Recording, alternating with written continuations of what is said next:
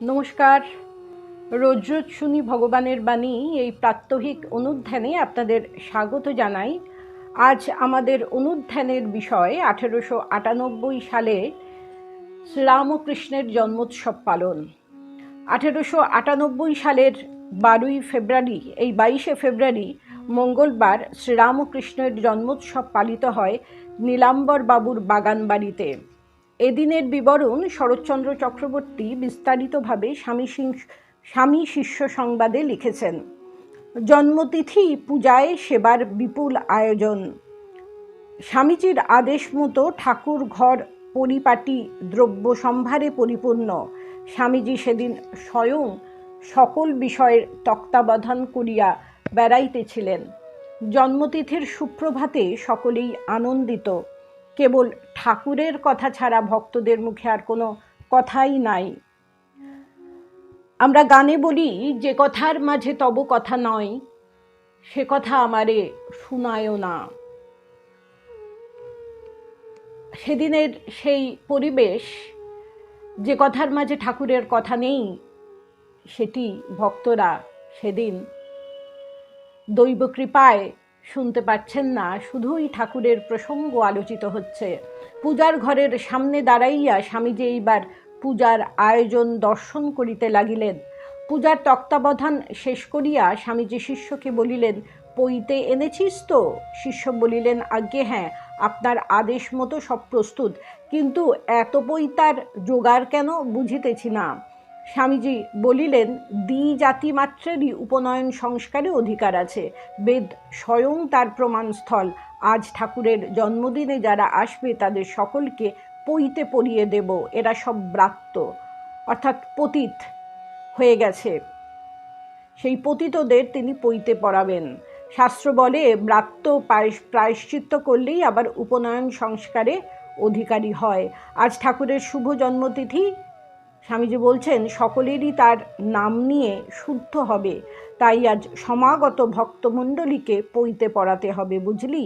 ঠাকুরমা স্বামীজি সামাজিক বিপ্লব করেছিলেন। ভক্তের কোনো জাত নেই, এটি প্রমাণ করার জন্যে। এই জন্যে কম ঝঞ্ঝা তাদের সহ্য করতে হয়নি।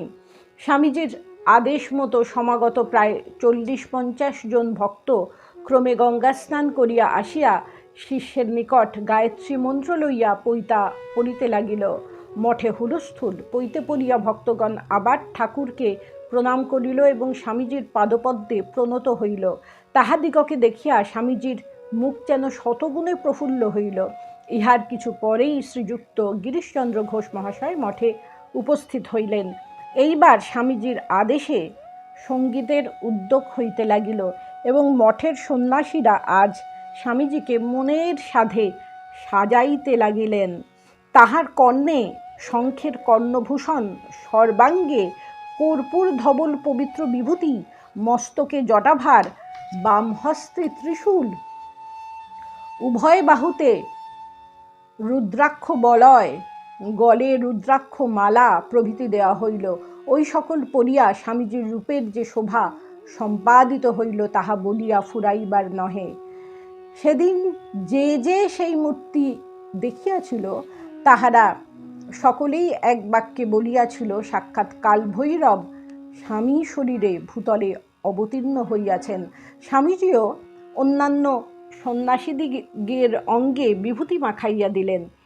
তাহারা স্বামীজির চারিদিকে মূর্তিমান ভৈরবগণের ন্যায় অবস্থান করিয়া মঠভূমিতে শোভা বিস্তার করিলেন। সেই দৃশ্য স্মরণ করিয়াও এখন আনন্দ হয়। স্বামীজির অর্ধনিমীলিত নেত্র, হস্তে তানপুরায় সুর বাজিতেছে। রাম রাম শ্রীরাম রাম ধ্বনি ভিন্ন মঠে। কিছুক্ষণ অন্য কিছুই আর শোনা গেল না। এইবার স্বামীজি সহসা নিজেই বেশভূষা খুলিয়া গিরিশবাবুকে সাদরে ওই সকল পরাইতে লাগিলেন, সাজাইতে লাগিলেন।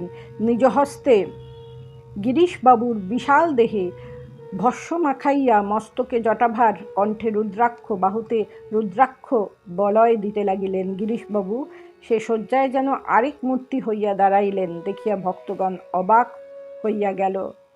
স্বামীজি বলিলেন, পরমহংসদেব বলতেন ইনি ভৈরবের অবতার, আমাদের সঙ্গে এর কোনো প্রভেদ নেই।